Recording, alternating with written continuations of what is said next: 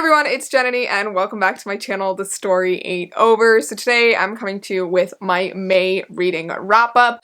I actually had a really fantastic reading month this month, which is blowing my mind. I got through, I think, 5 or 6 books, which is a record for me for this year, for 2021, because as you guys know, because I complain about it every wrap up, I've only been finishing about 4 books each month. So this month has been a little bit of an anomaly. If you've been following the updates on my channel in the community tab, I did talk about wanting to do a little bit less videos each week to give myself more time to read and to write. So that was really helpful for me because I didn't have to put up 2 videos each week. I was putting up mainly 1 video and then an extra one if I had the time, and so I was able to use some of my time for actually reading, which was really, really nice. I will also say that I was able to read a lot more this month because I read a lot of audiobooks. So I actually only read 2 books physically, which was Anna K. Away, the first book I read in the month, and then Shah and the Song of Death by Rashi Chakshi, which was the last book that I read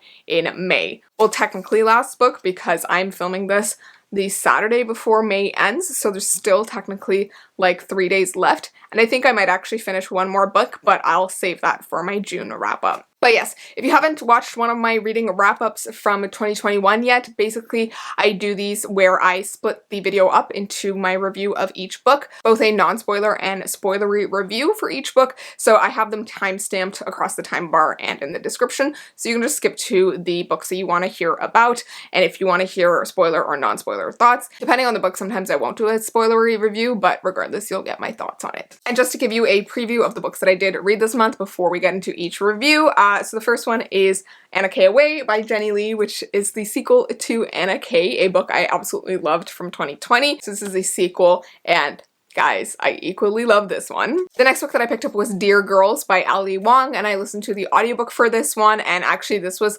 part of the Asian readathon that I was participating in, which is run by Cindy from With Cindy. You should definitely go check her out if you haven't yet. But I love the Asian readathon every year because it's just a time to read a bunch of books by Asian authors. So this is one of the ones that I specifically picked up for that readathon because one of the prompts was to read a nonfiction book by an Asian author. So I decided to go with this one, and it was so much fun. And then the next book that I picked up was also through the audiobook, which was The Stationery Shop by Marjan Kamali. I picked this up because I'd seen a few of my friends really enjoy it, and it was also the Subtle Asian Book Club book for May, I believe. So I still haven't watched the live show yet, but I'm really excited to. But they did it with the author, and so many people had told me that this book was just beautiful and phenomenal, so I knew I had to pick it up, and I'm so glad I did. And then the 4th book that I picked up was Anxious People by Fredrik Backman. So many people have told me Fredrik Backman is amazing.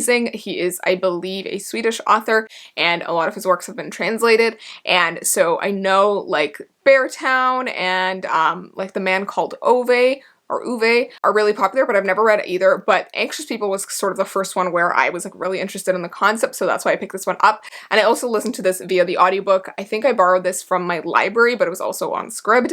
But yeah, this one was just really, really fantastic. And yeah, as I said, I think I read a lot more this month because I was just listening to a lot of audiobooks. And then the 5th book that I read was Shah and the Song of Death by Roshni Chokshi. And you guys have heard me talk about this series and Roshni Chokshi a bunch of times. She's one of my favorite authors. And I had read the first Shah book like ages ago, and I had been meaning to continue and pick the rest of them up. I've had them on my shelves for ages. So I finally got around to actually picking this up, and I actually listened to most of it through the audiobook. And then the final book that I think I'm going to probably finish before the end of this month that I just want to briefly mention that I'll probably get into my review of in my June wrap-up is Honey and Issues Guide to Fake Dating by Adiba Jaigirdar. I recently did a live show with Adiba for the release of the book, which just came out like 2 Tuesdays before this video is going to go up, I think. But yeah, it is like a sapphic romance, and it's a fake dating trope, and it features Bengali main characters. I was just so excited about it, and I was so excited to be doing the live show with Adiba, and we had a really great time. We recommended a bunch of books, movies, and TV shows that feature South Asians or are by South Asians,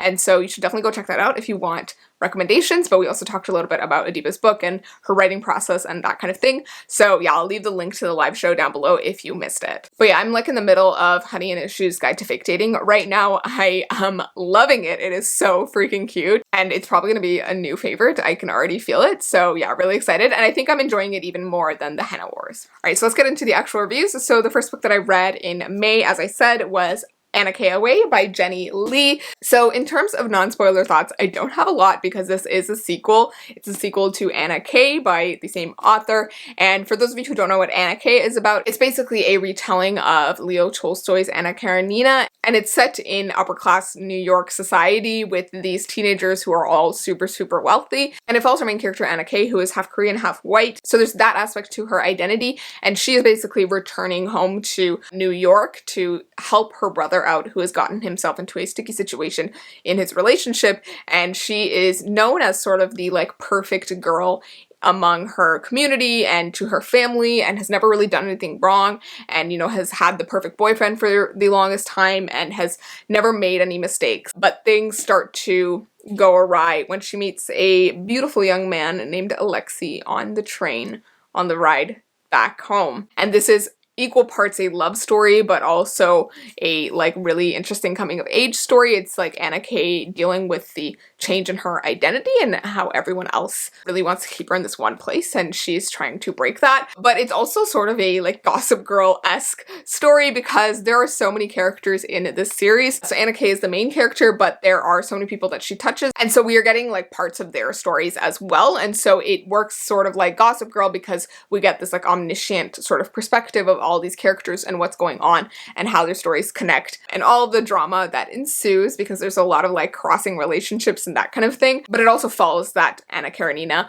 storyline and, you know, has the characters from it as well. So each of the characters in this book are based off of those characters. So you can see the different pairings and everything. And overall, Anna K. is just a fantastic book. I loved it so much. Like, it was one of my favorite books of 2020. There's just something about the way that Jenny Lee writes and the way that the book is sort of told that I just fell in love with it immediately. It just feels like a really grand love story, and I love that so much. So yeah, I was kind of skeptical actually when I found out that there was going to be a sequel called Anna K. Away, and I knew that it involved Anna going off to Korea for a little bit of the book, and I'm not going to spoil anything from Anna K., like the first book, but yeah, I was pretty surprised when they announced that this was going to be like a second book, because I do feel like Anna K. sort of ends off at like a point, but I actually really loved how Anna K. Away sort of takes the story further and further develops some of the relationships and deals with some of the aftermath of the end of Anna K. And I honestly just really loved this sequel overall. Like, it was way better than I could have even imagined,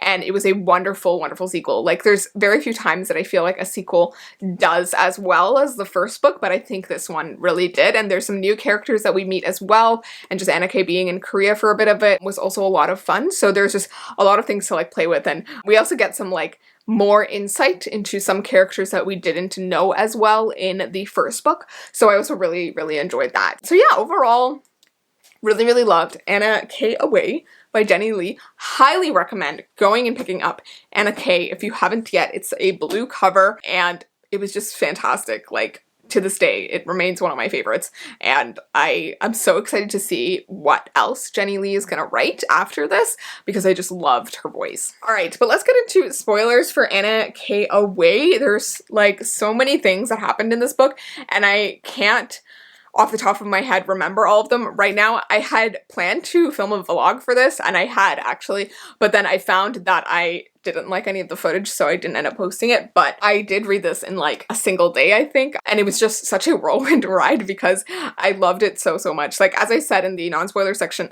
I didn't expect to really enjoy this as much as the first one. I wasn't really sure what to expect in a sequel for this book, because I find that contemporaries don't really usually need a sequel. They're usually fine as standalones, but this one really took kind of that ending of Anna K, where Anna is grieving the loss of Vronsky, Alexei, and she has had her whole reputation sort of shattered, and she is leaving. So she goes to Korea in this book. She's going to Korea at the beginning, and her dad wants her to permanently sort of move there for school, but she's sort of still considering what she's going to do. But she's staying there for a little bit, and it's really wonderful just seeing her sort of deal with her grief, I think, and the way she was just sort of honoring her love for Vronsky, but then also seeing all of the characters sort of crop up later. One thing that I thought was really interesting was the way that we dealt with the character of Beatrice, or B, who has this really interesting character arc in this book, and honestly, I vaguely don't even remember her that well from Anna K, like the first book. I feel like she was a bit more of a minor character in the first book, but in this one, she really comes alive, and there's like the beautiful relationship that she has with this other girl, and she's in LA, and you know, she's throwing her money around as they all do. But yeah, I really loved like the character growth in B, and the way that she's like so angry with Anna and with the world for Vronsky's death, for her cousin's death, and just seeing her like character growth was fantastic. And I loved like the moments that we got at the end of them sort of reconciling. I really, really love that. And I also just love like Anna's character arc and the way that her story came together by the end, and the way that she gets like sort of resolution with a lot of characters that she ends off on a bad note with at the end of Anna K, like Bia, but also like Alexander. We get that scene with him, which I was so surprised about, like him being in such a good mood and, you know, being so good-natured at the end. That was just really, really nice. You know, after everything that happens, I think that that was really incredible. There's like so many little things about this that I can't really capture because it's been a month basically since I read this, because I read this like I think on the first day of May. I also just really loved all of the scenes in Korea with Anna reconnecting with her father and, you know, her grandmother that she doesn't really like, and then her connecting with Changri, the girl at the TV studio or production company that is like showing Anna around, and then the two of them sort of form this friendship. I loved that whole part, like with her and Shangri. They were so cute together. And then Anna meeting Quentin. I thought that that was so cool, because at one point I really thought that it was going to turn into, you know, Anna finding love in Korea like after Vronsky, but I love that it didn't actually go there, that it was happy to end with just her being alone at the end and like confident and happy by herself and, you know, honoring her love for Vronsky, but also ready to move on. And I loved that, you know, part of the thing that Anna really wanted to do in this book was just like help Quentin with his love story. He lost his love and wasn't able to be with her, and so her mission becomes trying to get them together. And I love that because it's just such an Anna thing to do, and I love that it was just so positive and sweet, and that it had this whole like hijinky crazy plot with like someone hiring a hit on Anna and Quentin's band coming to America to perform, and then it turning out to be like a fan who wants to, you know, murder Anna, and like the whole thing with like the mystery girl on TikTok. Like that was just so fun. I just loved how it was like so like ingrained in our like contemporary moment, but also just so fun. And yeah, there's like so many things about like this series and like this book specifically that like I just love the way that it is both like a grand love story and like has these very like big aspirations, but also is very like grounded in like, you know, real life. And I just love that. So yeah, I love Anna as a character, and just seeing her be her best self and learn to love herself and be happy with her surroundings and the people around her, and just being a really wonderful soul throughout all of this, throughout all of the hard things that she goes through. That was just beautiful. And I just love how it ended. Like everything just sort of came together. Like this was just a really wonderful sort of reunion episode that didn't feel unnecessary. Like that's what I felt about this, and it was fantastic. All right, the next book that I'm going to talk about is Dear Girls, and I don't think I'm going to do a spoilery section for this because it's a nonfiction, so like a lot of these things you already know, but I did want to talk about like my general thoughts about it and some specific things that I loved. So Dear Girls is basically a nonfiction book that Ali Wong wrote, and it's a series of sort of letters or like chapters that are written to her daughters. She has 2 daughters, I think, and they are written as if she is, you know, imparting advice to them. And if you don't know, Ali Wong is like a comedian, and she is hilarious. I have watched like Always Be My Maybe. I don't think I've seen her like actual comedy special on Netflix, which I need to, but I just like love her as a person, and she's hilarious. So I thought it would be fun to listen to her audiobook for her book, and it was really great because it's narrated by Ali Wong herself, so you get all the jokes in her voice and all of that, so that was really good, and highly recommend listening to the audiobook if you are gonna read it. But yeah, overall I really, really love this because it's like super candid about her experience, both as like a comedian and, you know, being an Asian comedian, but also her experience with motherhood and, you know, moving into that aspect of her life. That was really interesting, and she like pulls no punches. She tells you all of like the deep and gross and, you know, uncomfortable truths truths about her life, which I thought was really fun. And she also talks about like how she met her husband and that whole story and how supportive he has been. And I just overall really loved it. It was just nice to like listen for like a few hours. It's not very long. It's like I think 4 hours in the audiobook too. So it's not a very long book, and it was just nice to like sit for a few hours and listen to Ali tell some jokes and talk about her life in a retrospective way, and also in a way that she's giving advice to her young daughters and, you know, how they may want to lead their lives. And one of the things that I really liked was just her talking about her experience as an Asian American comedian, but also how like she didn't want to get pigeonholed into that identity, like as only an Asian American comedian, like she can just be a comedian, and how she tried to make her comedy, you know, work for any sort of audience. And she also talks about like her years in stand-up and like the struggles with that. And she also talks about like she's glad she found someone who was also Asian American, like her husband, and how they were able to like connect over common things, and that was really, really nice. And then one of the things that I really loved about this book was that there's a epilogue chapter from Ali Wong's husband, who he writes like a chapter and talks about his experience and, you know, his life growing up and how he and Ali met, and, you know, his side of the story, and, you know, what he feels for his daughters and like his sort of letter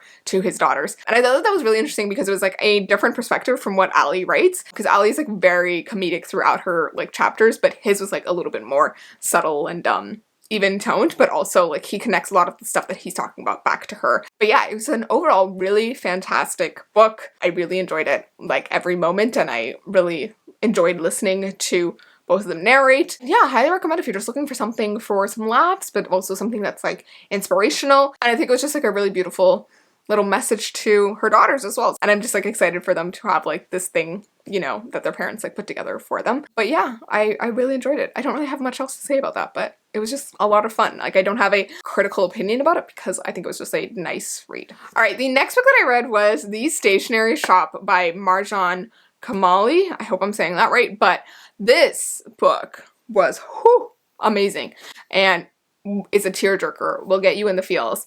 Basically, it follows our main character, Roya, and it is set in 1950s Tehran in Iran, and it's set during a lot of political upheaval in Iran, and like there's a coup that happens in the book, and this book actually spans a lot of time. So it actually starts with Roya when she's much older. I think she's like in her 80s or 90s or something, and in like our present day, I think it's like 2013 when like the present day part is set, but she is going to this old age home to meet her old lover from when she was a teen in Tehran, whose name is Bahman. And there's like this whole aspect of you finding out from the beginning that like they got separated somehow, and so you want to find out, and she's going off to see him, but she hasn't yet like met the present day version of him yet.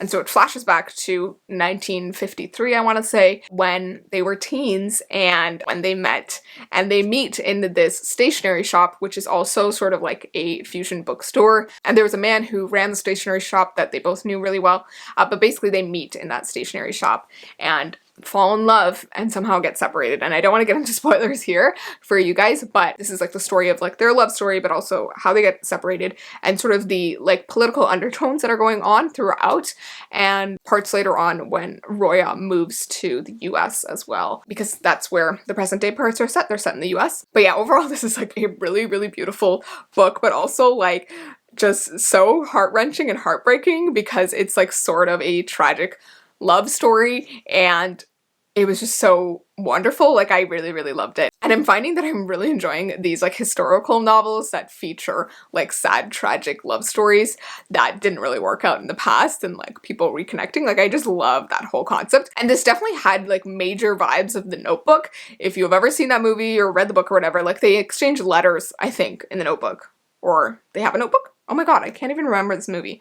But regardless, in the stationery shop, they exchanged letters at one point as they were teens, and that's like also a huge aspect to the story. Yeah, I loved it. It was fantastic. There were like some aspects that were like really frustrating to do with like miscommunication, but like it made sense for where it was set and like what happened and all the things going on. But yeah, really recommend if you are looking for like a little historical fiction, or if you're looking for like a little bit of a tragic love story. If you're just looking for some beautiful writing, there's like wonderful descriptions of food in this book, which I really, really loved. So I was just like wanting to order food the entire time, but yeah, it was fantastic. Alright, so let's get into my spoilery thoughts for the Stationery Shop. So I'm gonna try to go fast, but there are so many things that I loved about this book, but some things that like really frustrated me, but overall, I really, really loved it.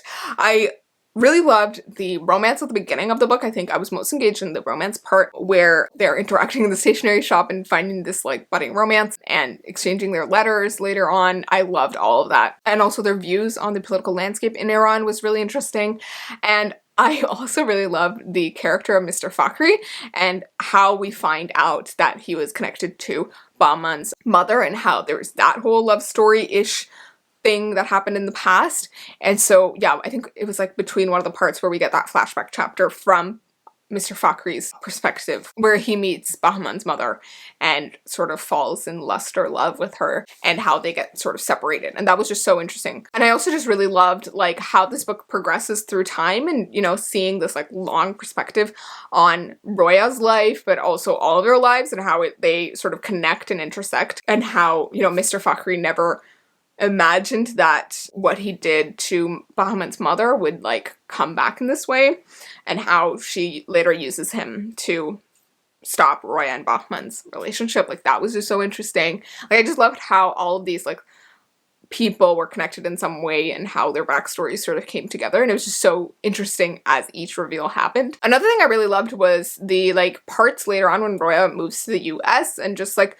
seeing her sort of deal with being like an immigrant in the US and, you know, how she's treated, but she's also like living there in the 1950s, so it's like a really interesting experience to like read about, because I don't think I've really read any like immigrant POC characters that are like historical. I think I've seen like modern day ones, but I haven't seen like historical ones, so it's really interesting. And just seeing how she like falls for Walter. I loved Walter. He was such a sweetie. He was like so supportive throughout everything, even when she wanted to go see Bahman like later on. Like he was so supportive and I loved that. But he's also just really supportive throughout like her losing her child and like all of the grief that comes with that. But also like before that as well, when she didn't want to have children and she wanted to work, like he was really supportive of that. So overall I just loved Walter as a character, and like I felt so bad that like she had like this love for Bahman this entire time. Her relationship with Walter never really lived up in terms of like the romance in the same way, but like there's different romances that you can have in your life and different loves that you can have in your life, and I love that it showed that she still really cared for Walter. Another thing I really loved was the way that Bahman's mother turns out to be the sort of villain in the story, you know, who separates them, who was like working behind the scenes. But I also loved how she is a very like humanized villain. Like we know about how she has some sort of mental illness and mental health issues, and how she lost all of her babies. She lost so many babies because of whatever damage that she did to herself when she aborted the baby that she had with Mr. Fakhri. And so seeing like how she was this like villain with so many layers and so much backstory, and you really feel for her, and then seeing like the parallels between how she loses her child to the way that Roya loses her first child, and just seeing how she starts to sort of sympathize Bahman's mother and, you know, understand where she was coming from. It was just like such a nuanced portrayal of this woman who could have been like a very one-dimensional sort of villain, I guess, like just like the overbearing mother-in-law character, but she was, you know, given so much depth, and I loved that. I will say though, I was super frustrated and angry with her when we found out that she altered the letters, and just that small alteration of telling them different squares, and that's what broke them up. Like that was so freaking sad to me. But also, I mean, like she forges the letters later on to tell each of them that the other one doesn't want to be with them, and that was just so heartbreaking as well. And I think it was so interesting because I was like so surprised when, you know, Roya gets the letter from Bahman and like she's so convinced that like he doesn't love her anymore, and so she leaves. But then we get that, you know, chapter later on from Bahman's perspective writing a letter to Roya, and we find out that he was also tricked. And so you're like, oh my god, like what is going on? And then we don't know until much later that his mother is the one who tampered with the letters. And for a bit there, I had thought it was the friend who was helping them ferry the letters, and also who Roya keeps in touch with. I forget what his name is now. Jahangir, that's his name, I think. For a while I thought it was him who had like had a hand in breaking them up, who had somehow switched letters or had, you know, written fake letters or something. Like I thought it was him who was behind it for a while there, but then, you know, we find out that it's Bahman's mother. But we do also find out that Jahangir was in love with Bahman, which I thought was really, really interesting, because they sort of talk about how he may have had a hand in breaking them up as well. Like, he may not have been like the main instigator, but he also may have had a hand in it because he was in love with Bahman. And yeah, that was just so interesting. And then I guess like the last thought I have in terms of spoilery thoughts is just how bad I felt for Bahman throughout the entire book. Like, the way that he thinks that Roya just left him because she couldn't deal with his mother, like, that was just so sad. And like the way that he still was in love with her, I think Roya to a certain extent got this closure that he didn't love her and, you know, was focused on his political stuff and, you know, would not want to be with her, and there's nothing she could do, and so she leaves, and she has that sort of closure and moves on emotionally with Walter. But I feel like Bahman, you know, just resigns himself to marrying the girl that his mother wants him to, but he never really gets that closure of like Roya didn't love him and that she didn't want to be with him. It was just that, you know, this situational thing she couldn't deal with, and so she doesn't want to be with him. And so to a certain extent, he feels like he should have fought for her, or he should have done something, and, you know, wishes things could be different. And so the entire time, for like decades, he's still been in love with her. And I thought that that was like so sad and heartbreaking. And like, even when we meet him later on, when he's much older in the old age home, there's this idea of it just being so sad. His kids don't have enough time to like take care of them, which like I completely understand, and they put him in an old age home, but he's just sort of sad and lonely, and his wife has died, so he doesn't have her company, and he's just sort of thinking about these, you know, days back in Iran and how he misses his one true love. And I just thought it was like so heartbreaking. And I actually really loved how we got the perspective of the caretaker at the old age home. I think her name's Claire, I want to say, but how she has this whole backstory and, you know, the way that she really connects with the residents at the old age home, and how she had her own mental health issues, and how she really cares for Bahman. And I thought that that was really beautiful. But yeah, I was really frustrated though with Roya at the part when they meet again and they're talking, and she thinks that Bahman is like just having like dementia or something and doesn't remember things right, and she's so convinced, and it's just like a full scene of her just like convinced that he's like going crazy, or like his mind is deteriorating, and he's trying to explain to her, no, I am mentally sound, like this is what happened. She's not listening to him, and then he later writes the final letter to her. And I was really frustrated with Roya at that moment for not listening to him, but like overall it was just so heartbreaking, like the way he writes that final letter to her, and the way that he dies soon after, and like they sit in the bed together, and just the way that Roya invites a Claire over into her house and just thinks back to those times, and has the letters that Claire gives Roya, all the ones that she had written to Bahman in Iran. And it was just a really beautiful story, and I just cried a lot at the end and felt so bad for Bahman. I think it was like so tragic for him. I think Roya has a certain amount of closure and is able to move on, and also with meeting him again at the end, like she gets that closure as well. But he was in love with her for like decades and never got to reconcile that, and it's just so frustrating that like they were ripped apart. Like I think that was just so heartbreaking.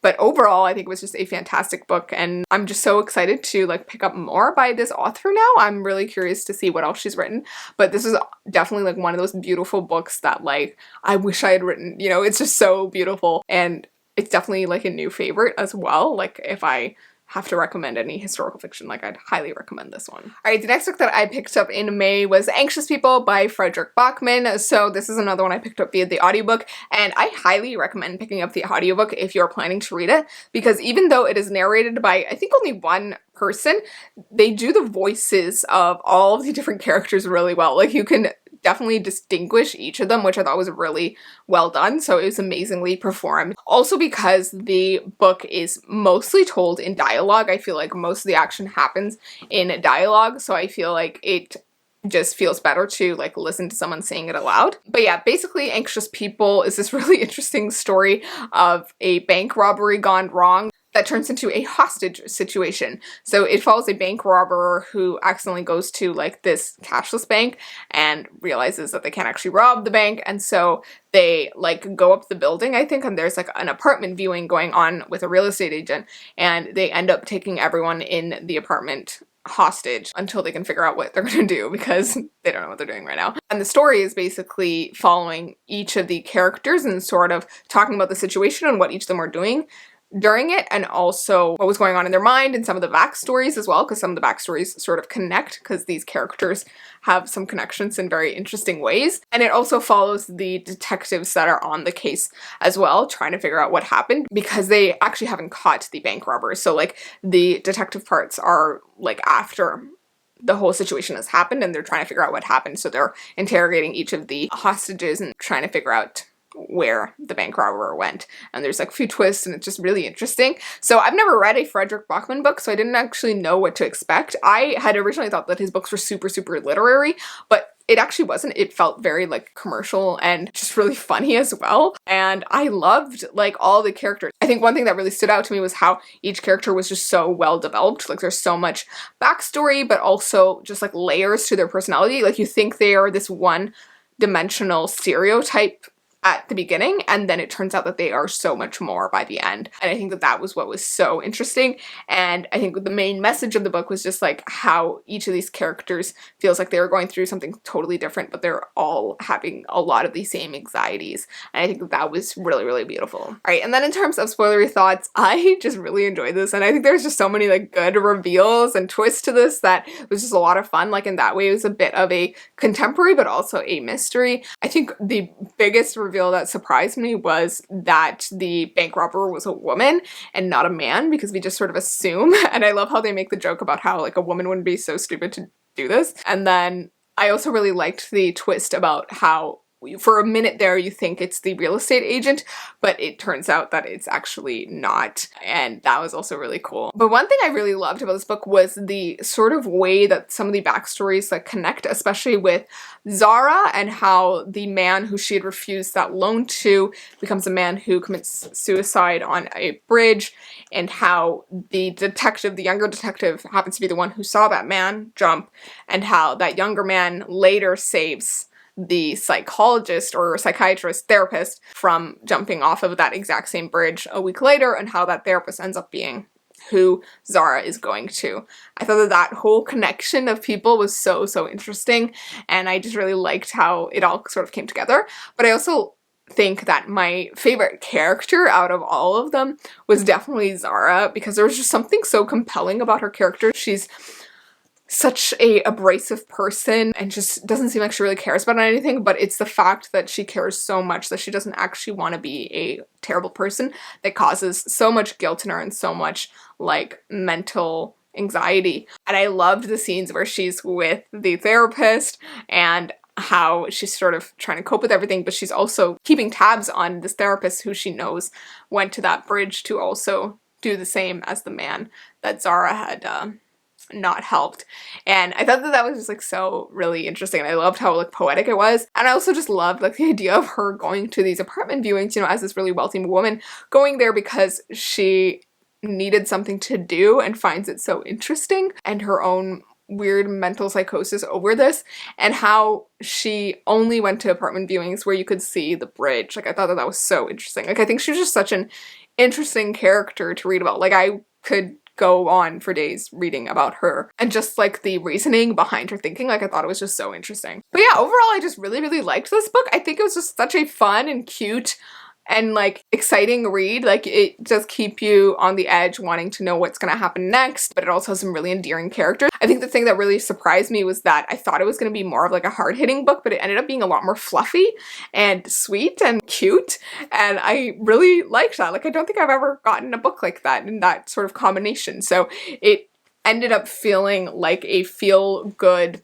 sort of, I don't want to say like rom-com, but like that sort of feeling where everything ends on a really nice and happy note. Like everything gets wrapped up very nicely, but we get to see all of these interesting characters. And it's a very, like, to begin with, very messy situation, but everything sort of works out in a very happy and perfect way with like a ribbon on top. So yeah, it felt like a, I don't know, like a Christmas movie where everything like works out. And I, you know, usually I'm like not about that. I feel like there needs to be certain consequences, but like it was, I think, really nice and really fun, and it was just like the perfect thing that I wanted to read. Alright, and the final book that I picked up in May was Arsha and the Song of Death by Roshni Chokshi.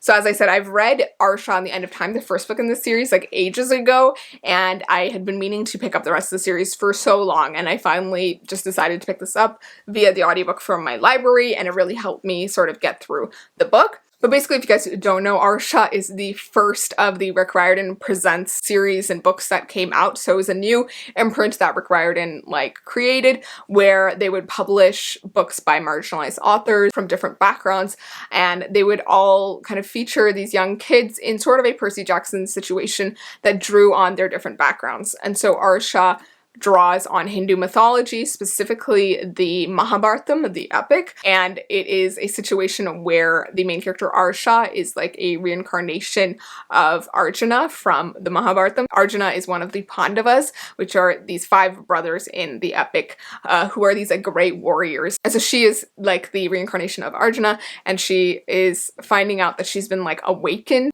her Pandava-ness has been awakened to fight off this evil, and it's really interesting. And so one of the cool things about this is that it sort of has this Sailor Moon twist to it, where all of the Pandavas will get awakened, and they're all going to be her sisters, and so we get to meet later sisters in the later books. And so in the first book we have one other sister, which is Minnie, and then in this one we meet another sister named Bryn, and then I think in the next one there's twins who come in. So it's interesting because we're adding in characters and everything, and creating this ensemble cast, and I love it. But yeah, I really like this because it incorporates all of the Hindu mythology, but it's also just this kid saving the world, and I love it because it's just the representation that I never got when I was a kid, so it makes me really happy. But yeah, so I knew I wanted to read it, and I finally picked it up, and it was honestly fantastic. The second one, I think we get more into the different characters and their backstories, and I also just really loved how we got to see some more figures from mythology, and ones that I specifically recognize, because there's just so much to the mythology, so even I don't know all of it, so sometimes there's characters that show up and I don't know them, but there's a few in this one that I knew really well, and I was yes! I'm excited to see what she's gonna do with this, so I just loved that aspect of it. But yeah, this is just a lot of fun. I don't have specific thoughts about this because I do feel it was sort of the middle book in the series. I did feel that, and I think it's the situation where even with Percy Jackson, I feel the first 3 books, it feels a bit younger than the 4th and 5th one do, which is one of the reasons why the 4th and 5th Percy Jackson books are my favorite in the series. So I think this is just going to be another situation where it just builds as it goes, and I'm gonna end up really, really caring for each of the characters by the end and really wanting them to succeed, and the stakes are just gonna get even higher by the end. So yeah, I'm just seeing the potential for how much I'm gonna love it. So this definitely wasn't my favorite book, obviously, but I'm just excited to see where it's gonna go. And then in terms of spoiler thoughts, I don't have a lot, but I just loved how, the characters are just developing and how the relationships are developing, and I loved Bryn as this new character and the whole aspect of her being part Asura, which I thought was so interesting and great, how she includes the conflict between the Asuras and Devas, and we get a lot of pieces of mythology, and I liked that, a lot of it was stuff that I recognized. In this one, I feel in Arsha on the End of Time, there's a lot that I didn't remember from mythology, but this one had a lot that I did. But yeah, I loved seeing the relationship between Bryn and Aru sort of develop, and how they become more friends and start out hating each other and end up liking each other more. It definitely gave me Serena and Ray vibes from Sailor Moon, especially with the way that Bryn's personality is. It's very similar to Ray, the kind of anger and strength. I also really loved the addition of Aiden, which I thought was so interesting because he shows up at the end of the first book, and I was curious to see how he was going to work into everything. And we see him helping them throughout this book, and how Boo can't be there, so he's the one sort of helping them out, and how he has this whole backstory of being friends with Bryn and kind of growing up with her and being the son of an Apsara, which I thought was really interesting.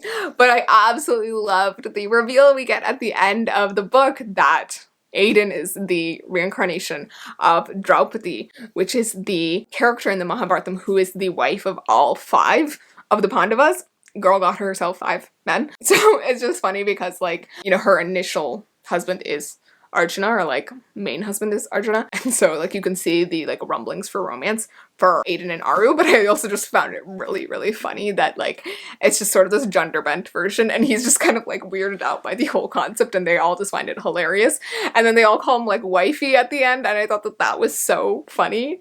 Like they decide that that's gonna be his new nickname and it was just like peak entertainment. Oh, I also really loved how it turns out like the thief is Surpanaka. I loved the whole aspect of bringing in her character because she is sort of like a character who people view very negatively in the Ramayana, and so I loved how she was like humanized in this and she gets to show her sort of side of the story, and I thought it was just really interesting and like her motivations for what she's doing was just really, really interesting. So yeah, I loved that like one of the things about including like mythology in these books is that Roshni Chakshi gets to sort of rework them and show them in a different light, and I absolutely love that. And I love it when we get like reworkings of the female characters, especially in these epics, because a lot of them are done dirty, and so getting to see this new representation of them is just really, really fantastic. So yeah, overall, really, really love this. It just made my heart very happy. So I'm just even more excited for the later books now that I've picked up the second one. And yeah, I just am really happy about it. So I think it only goes up from here.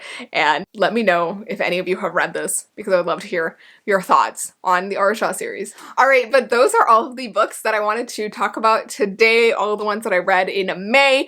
I had such a fantastic reading month this month and I'm just like so happy about all of the books that I picked up. And I think like I was able to read so much more because I was listening to a lot of audiobooks and I think that just really helped with the flow for me. I feel like I was working myself towards a reading slump in some ways because there's a few books I was physically reading that I wasn't really enjoying before. So yeah, I think it just worked out really well this month and I'm hoping to continue that momentum. But definitely let me know down below if you guys have read any of these books and if you're planning to, and if you have read them, what you thought of them. I would love to discuss more about each of them. Like, did you feel my feels for the Stationery Shop? Did you enjoy, you know, the hilarity of the situation in Anxious People?